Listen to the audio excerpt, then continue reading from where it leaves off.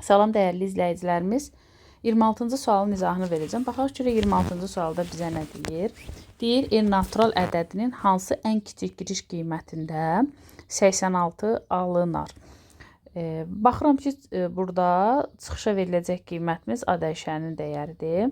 Yəni, burada dövrlərin sayına gəlin bir K deyək. Dövrlərin sayına mən bir K deyirəm. Bərabər olsun bir K-ya.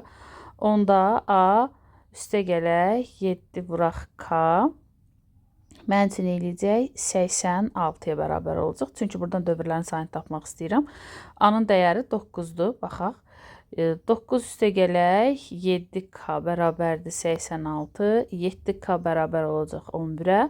K-mız isə bərabərdir 11. Yəni dövrün gövdəsində 11 dəfə təkrarlama baş vermişdir. İndi aparaq burada, çünki burada dövrümüzdə S-dən S kiçikdir 2024 şərti ödənildiyi müddətcə hə deyib dövrün gövdəsində əməliyyat icra olunubdur.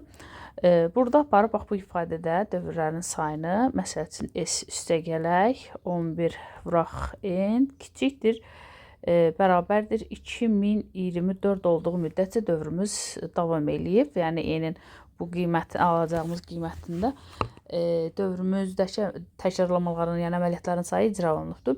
Burada S-in dəyəri neçədir? 33. 33 üstə gələk 11 vuraq n kiçikdir bərabərdir 2024. 11 n kiçikdir bərabərdir 2024 çıxaq 11, o da bərabərdir 1991 eləyəcək.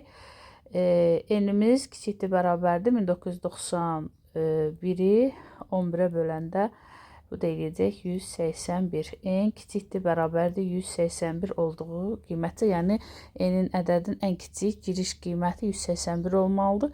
181 qiymətində bizim A dəyişəninin dəyərinin alacağı qiymət 86-ya bərabərdir. Doğru cavabımız 26-da oldu, 181.